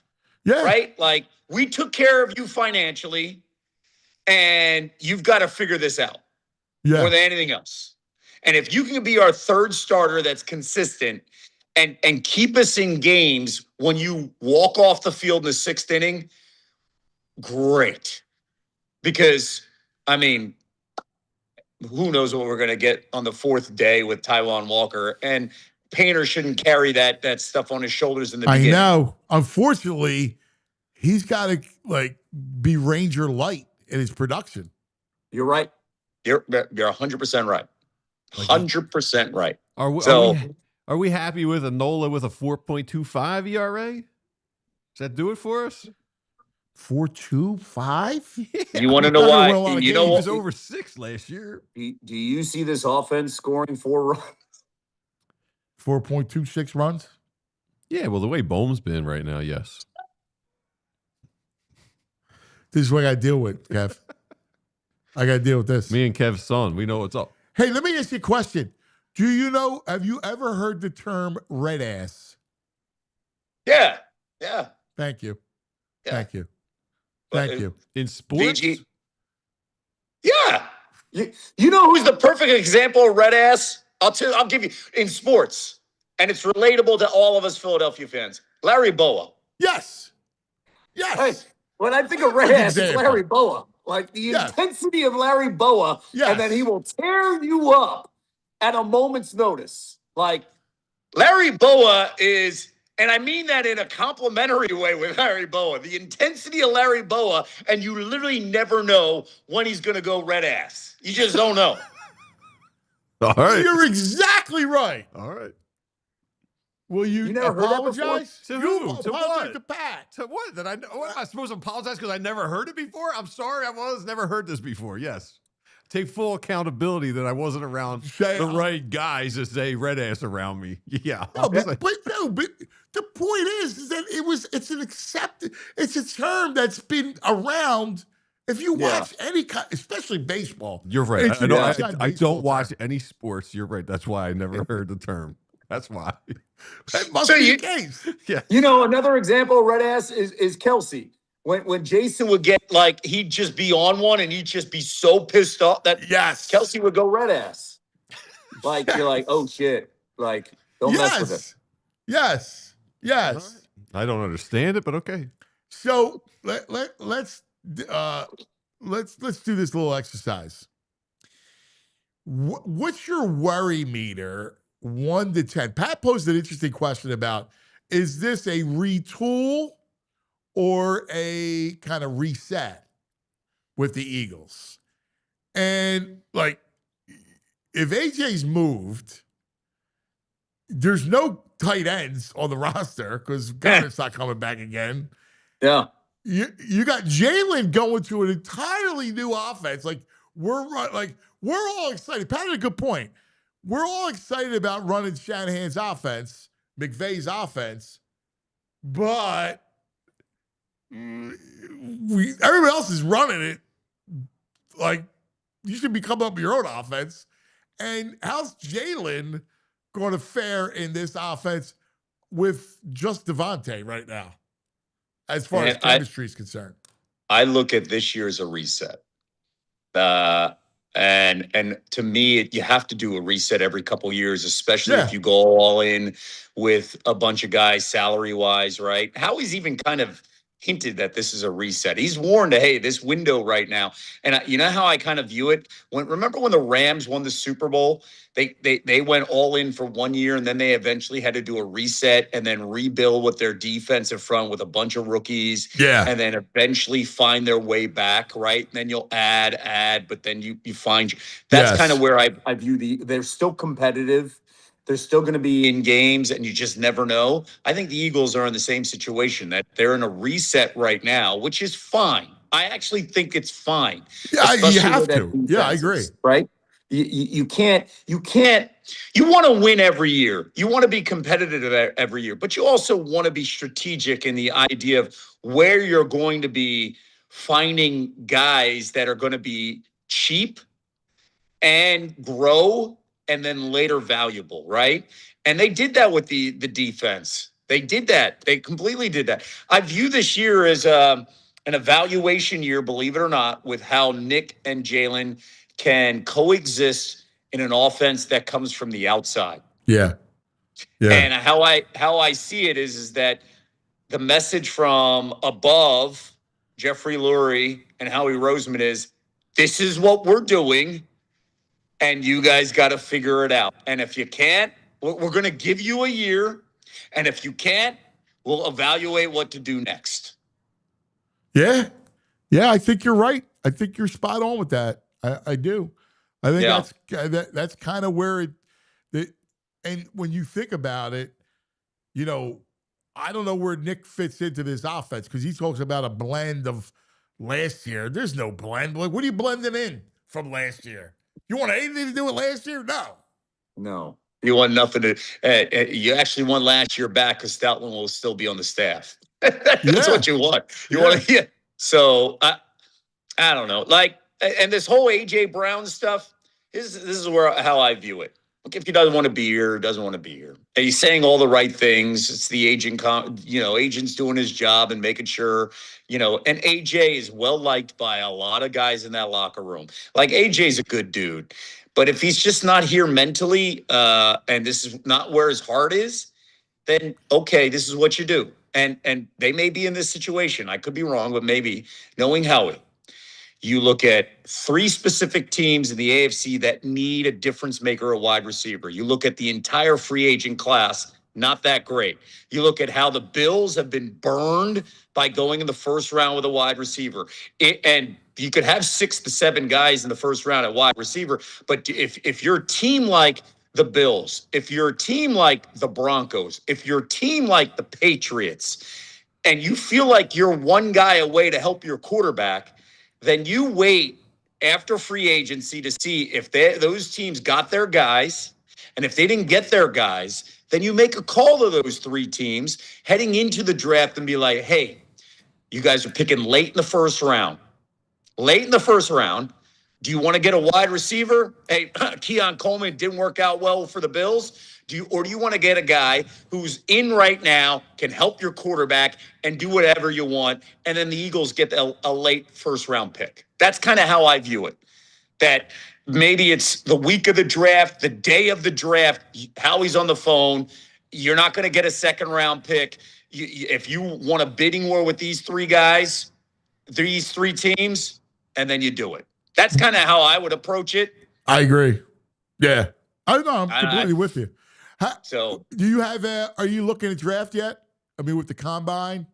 Yeah, dude, the guy at Arizona State, the wide receiver, Jordan Tyson, I freaking love that guy. I know. God, I love. The problem is that he can't stay on the field, physical freak, and I think a team's going to take him, somewhere in the top 15, top 20.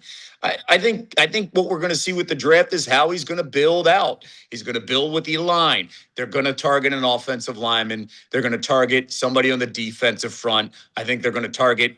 I mean, I don't think Sadiq falls to where they're at. No. But they're going to target potentially getting a safety, maybe day 2, or another corner. That's kind of how I view things.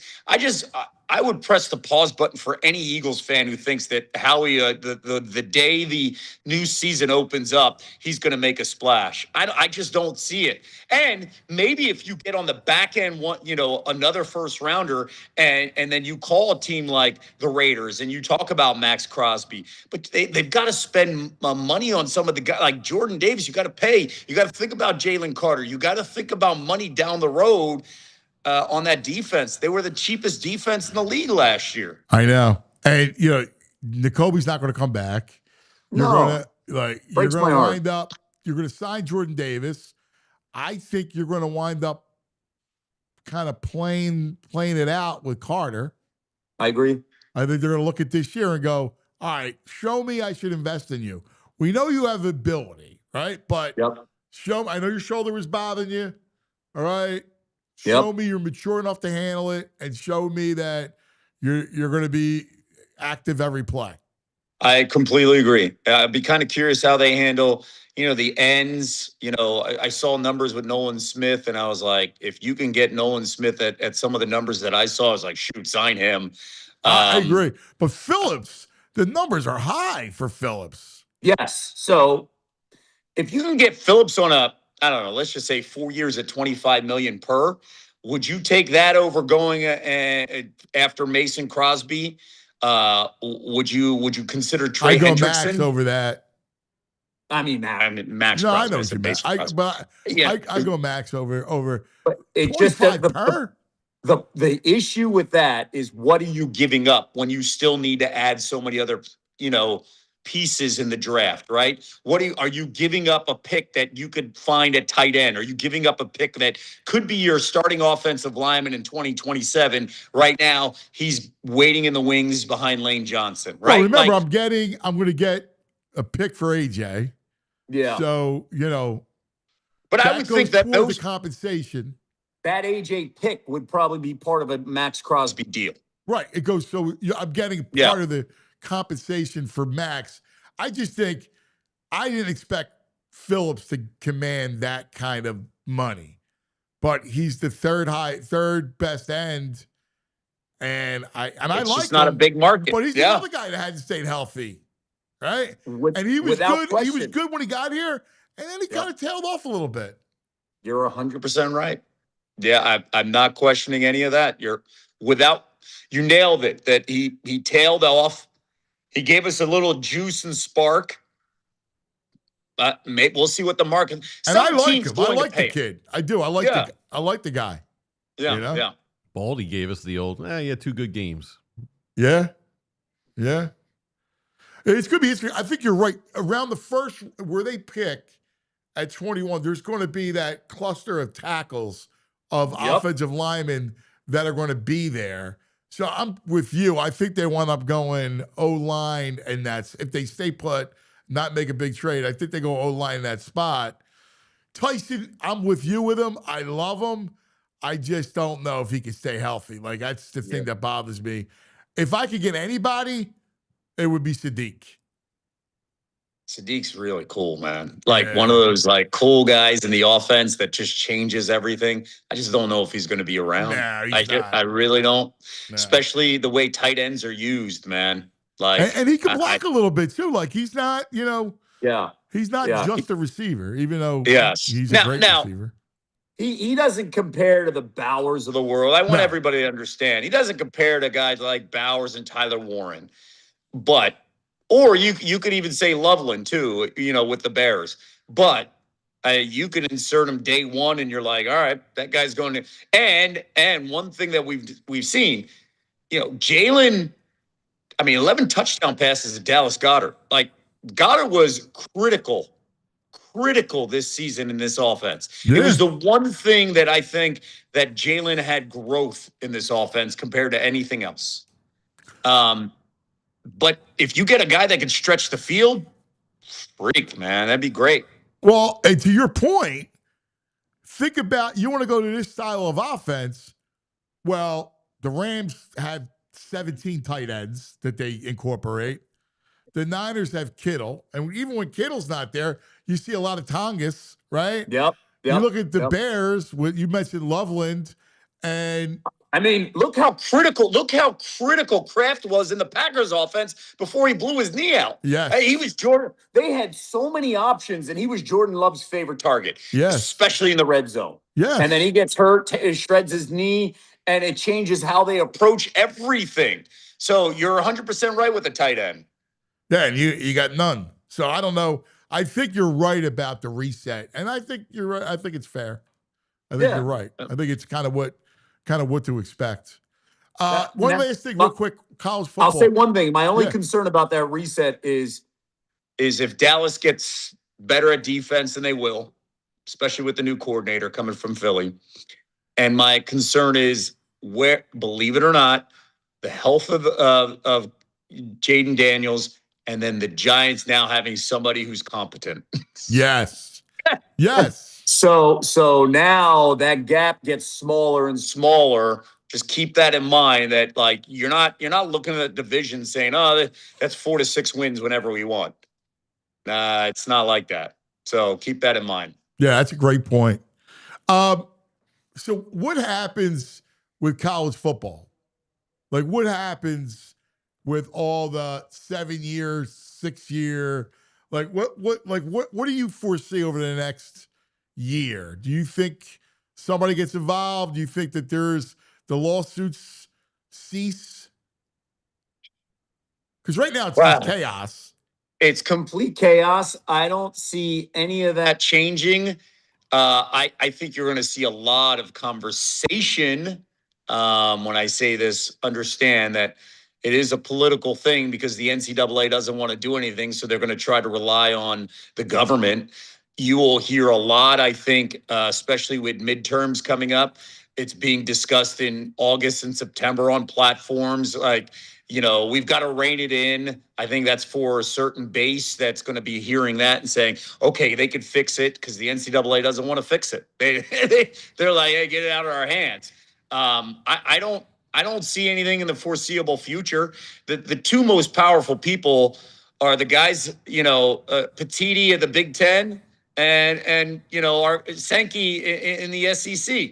Those are the two most powerful guys, and they will decide what they want to do because college football rules the day on how everything else moves and plays. Yeah. So right now, I don't see it in the next year. I don't forecast any of it changing. Yeah. But I will say this. You won't see, as we step year after year away from COVID, you won't see 6-7 year guys anymore because you can't say the COVID year anymore.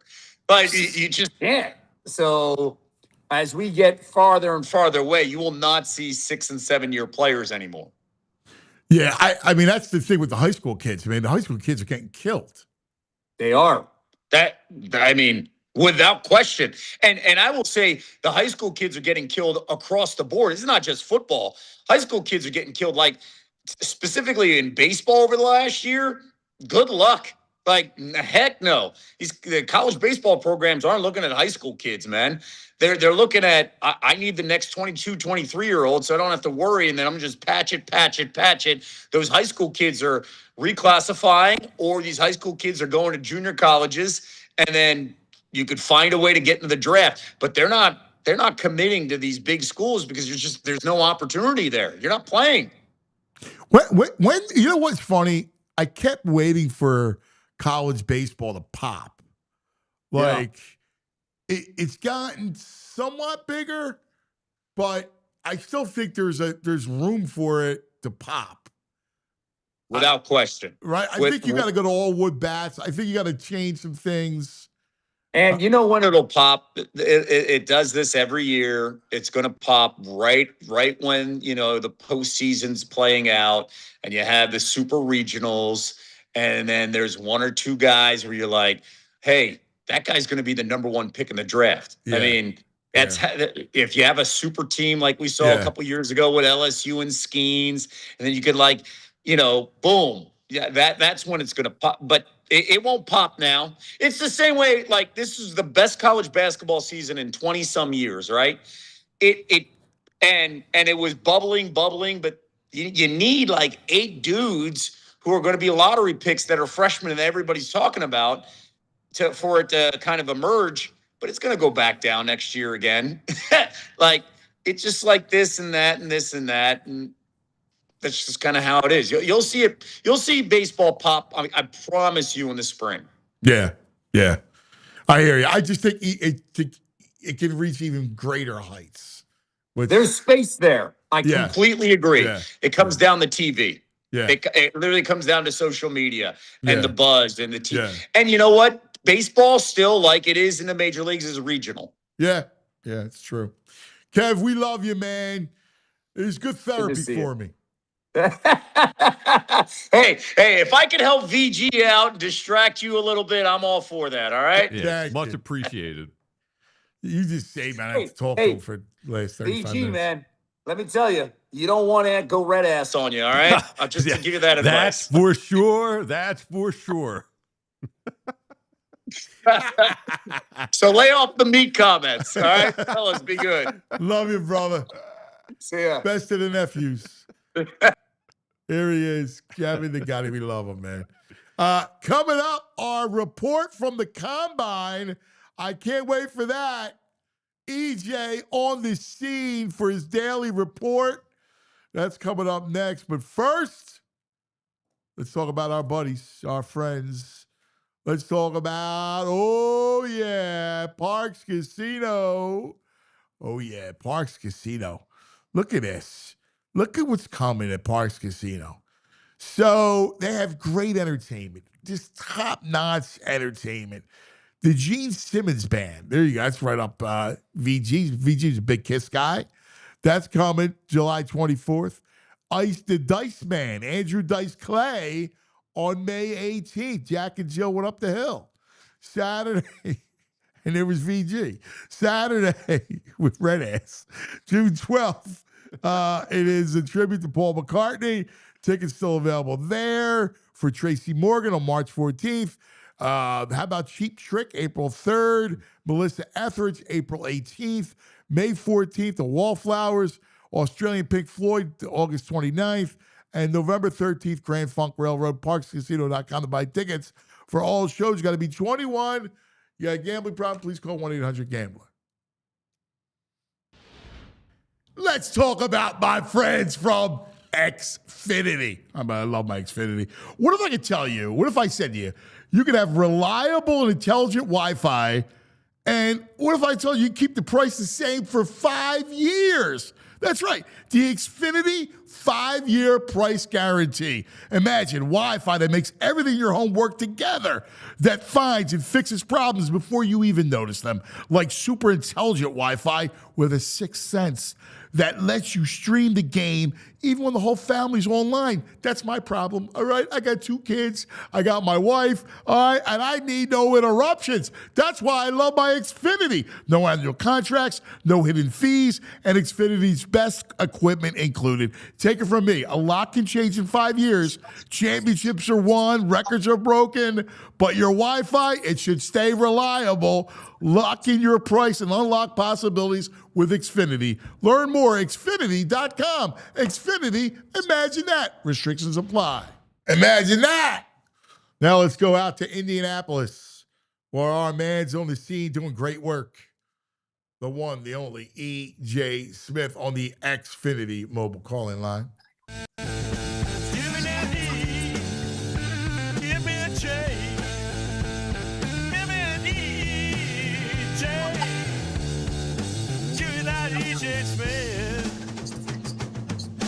There he is. Good. What's up, fellas? How we doing today? So where'd you go last night? Because it's a must. I'm telling you right now, you must go and drink it at all the bars, especially the steakhouses, because that's where they're all at. And that's how you'll get your information. Yeah, no, I've been to probably every Indianapolis bar in downtown so far. Went out to dinner with Fran and Greg Cosell last night. And that was just like, I mean, you talk about draft 401, 501. I mean, that is a high level draft conversation. You know, the whole meal, it's like, did you do this guy yet? Okay. Yeah, no, what'd you think? What about this guy? So it was great. I feel like I'm ready for the draft after last night. Yeah, that's great. That's awesome stuff. All right. So let's get this out of the way because I can't take it anymore. But AJ, Vrabel's talking, looking like Brett Favre, and he's talking about, how he and AJ are best buddies. Yeah, no, I definitely was. I wouldn't say it was surprising, but I can understand the reaction from Eagles fans. Here's what I would say. The fact that they have a close relationship and the fact that Vrabel, when he talked to like local reporters from that area, he didn't really pour cold water on the A.J. Brown trade speculation. I understand if you're an Eagles fan, you don't want to hear that because AJ is a great player. You want AJ to stay with the Eagles. But ultimately, if the Eagles are going to trade A.J. Brown, you kind of do want several teams to be interested, right? You want teams to be willing to get into a bidding war. So the fact that Vrabel talks so glowingly about AJ, the fact that he didn't really dispute the idea that they might be interested in him in the trade market. If you're an Eagles fan and you want them to find a good resolution for this, you want several teams to be interested. And I think, what Vrabel said yesterday probably signals that the Patriots are interested to some degree. Yeah, I know. I mean, it's the lead story. It would be worse if like nobody was interested. It'd be worse if all these teams are like, nah, that's not a market we see ourselves going into. I mean, again, maybe it means AJ's back in an Eagles uniform, but I think we both know if Eagles get the right offer, they're going to take it because of where the situation's at. Might be advantageous for the team. I'm not saying it will be, but I do think that again, the market forming is going to be important here. Well, herein lies a really issue. Like, so, all right, say AJ's traded. You have no tight end because Goddard's not coming back. You got Jaelen running this new offense, right? Yeah. And let's run a Shanahan McVay offense, and you're gonna have to put all new tight ends on the field, right? And you only got one guy he's got chemistry with in Devontae. I mean, there's a lot of work. Like once you get your roster, Jalen's got a lot of work ahead of him. Yeah, and they don't have necessarily like the big splashy move in them this offseason. It's not a great free agency class. They've got a lot of guys coming up on defense that they're going to have to pay. So they're going to have to be really crafty in the draft. And honestly, after sitting with Fran being around Fran all week, we talk about the class so much. It's more of a defense-heavy draft than an offense-heavy draft. They're going to have to be smart in how they approach that. Yeah, so it's not the best year to turn over your offense through the draft. So no, it's going to be tricky. They have a lot of talent. One of the things you'll hear down here is that there's an optimism about the talent that the Eagles have on offense and how you haven't seen a lot of McVay Shanahan systems built around such a dominant offensive line, built around a running back like Saquon, but they have to figure out some of those pieces on the periphery because I mean, we saw what it looked like last year when they didn't have, a solid blocking tight end or a solid third receiver. They're going to have to work around the margins to figure that stuff out. It's not going to be easy. Well, no, but and again, if AJ's gone, like you got one guy. Sure. Yeah, I mean, you got your ace in Devontae. I do think it's a decent receiver draft on day 2. I heard you guys talking about Jordan Tyson. I kind of like Omar Cooper on day 2. It's somebody Fran and I have talked about. I like. Yeah. Listen, he's probably more of a 3 than a 2, though, especially first right away. Yeah, he doesn't run. Yeah. He doesn't run to be a 2, but he's got good hands. Yeah. The problem is though, there's not a big weapon. Like there's not the guy. Yeah, unless you can get Sadiq.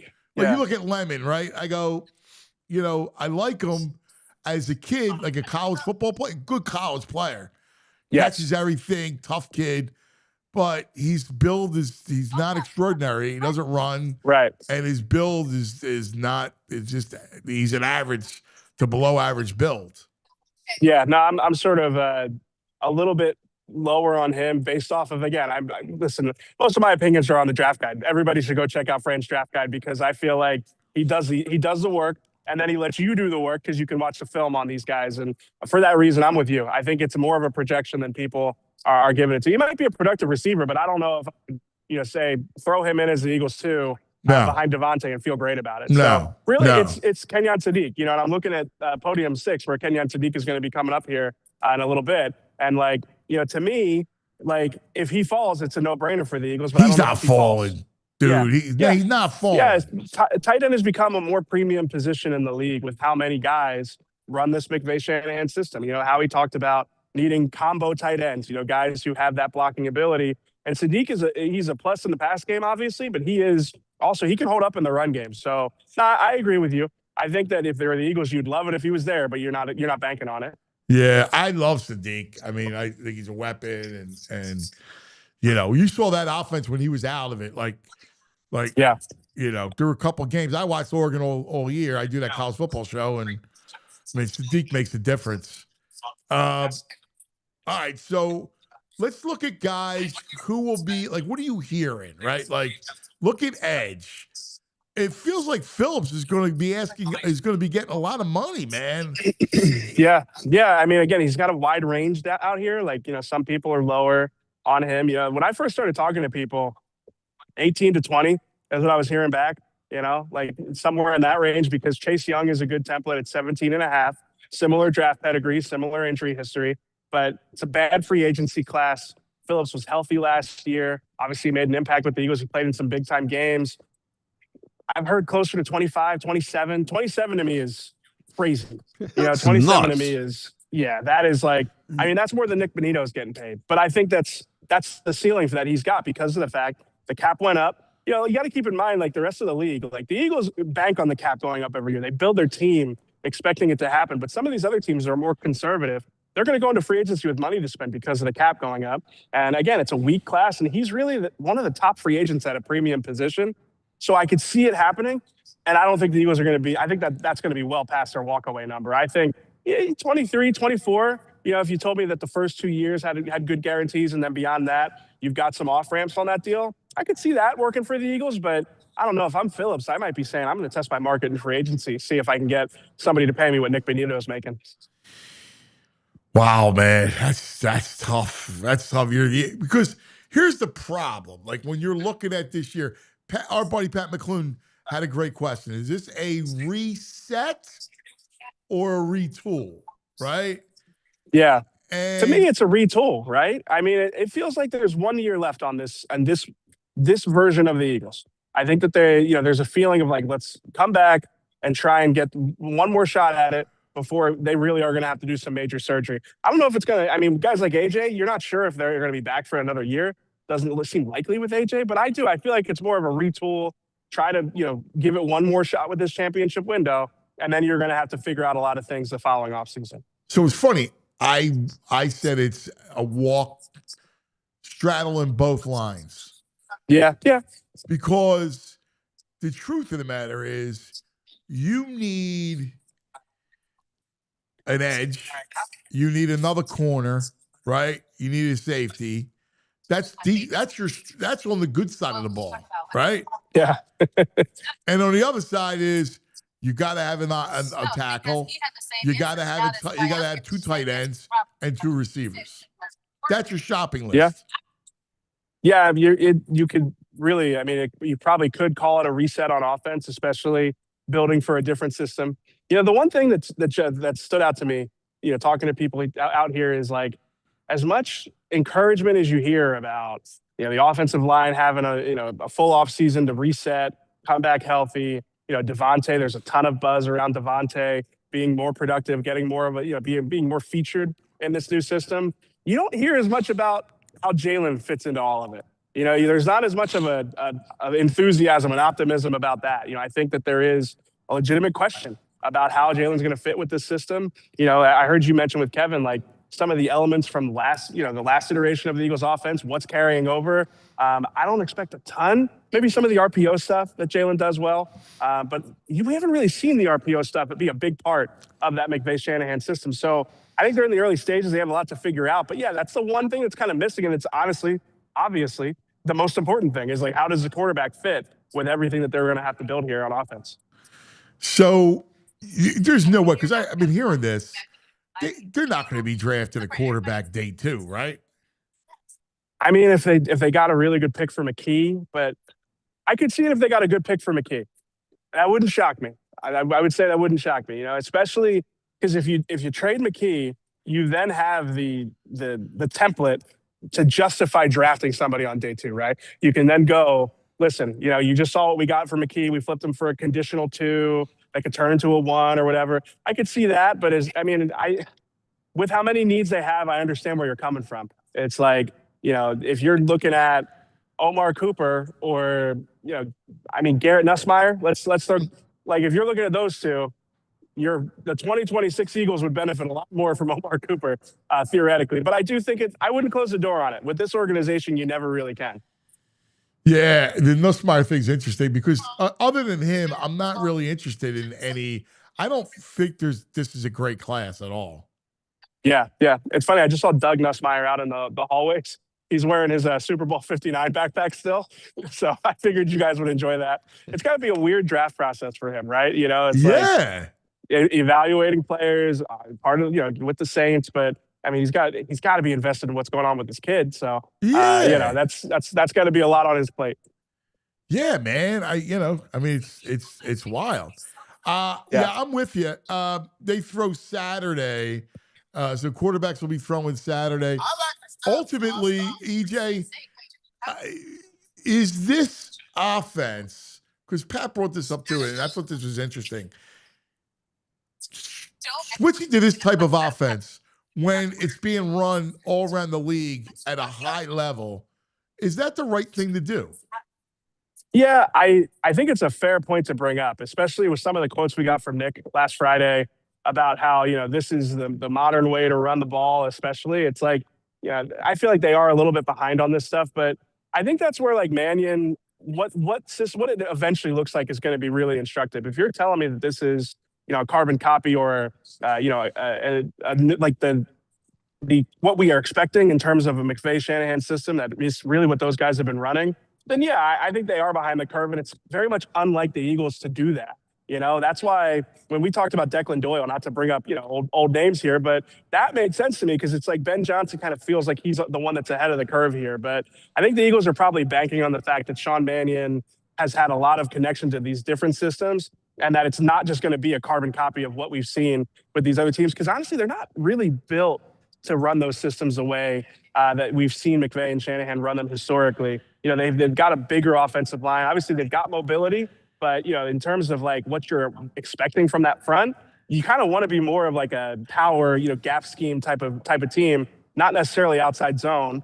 And then, some of like the stuff with Jaelen, again, you're not going to be able to run a straight up Shanahan system. A lot of that stuff's timing and anticipation. You're going to have to figure out a way to bridge it. And I think that might bring them a little bit further ahead of the curve. But again, that's a big projection. That's a big projection with the first time OC that's never called plays before. Yeah. Well, looking forward to it. Looking forward to your show. Looking forward to the whole thing. We'll talk again tomorrow. I got a small one for you here. Oh, Just good. like a small thing I keep hearing here. It's listen, I'm not building this thing up at all. That's why I waited till the end. You'll never guess who has had a lot of buzz around them on the Eagles roster while I'm out here is Drew Kendall. Everybody and multiple people are yeah, Drew Kendall. I think he could be a starter one day. So I mean, again, not a huge thing, but you know what? That does keep not surprise me. Yeah. That does. You know what? I could see that because I mean, remember how long term. Yeah, long term. I think Drew Kendall's got a lot of. I mean, obviously he's got the pedigree. I think he sees the game well. Yeah. Is there a world where in a year or two you play Cam Jurgens at guard? Where he doesn't have to make the calls. He's a little bit more mobile. If you're playing in an outside zone system, he fits that. You may be able to get away with him playing guard in that system. I don't know. It's something to keep an eye on. I don't think it's an imminent thing. I don't think we're talking about this week one. But it's something to file away. Yeah, I think that's I think you're right on there. Right on. As always, EJ, come on with nugs. That's a nug. Yeah, that's a great nug. Yeah, unlike yours. You got to last thing. It's the word of the day, the term of the day. It's split here. All right. Have you ever heard of the term in sports, red ass? I haven't. No, I heard you say it earlier. Yeah. I knew he didn't. I knew that. That's why I brought it up. I didn't think EJ had heard of it. What does it mean? Yeah, exactly. So it's like you're angry. You show a lot of anger. I think it's a baseball term. It means hothead, apparently, but I don't know why they go to the other end of the body. All right. Well, maybe I'll incorporate this if I can. I gotta. Maybe I'll try and incorporate it. You're better off not saying it. Trust me. Do me a favor. Fair enough. Ask if you see if you see someone over 70, ask them. Yeah.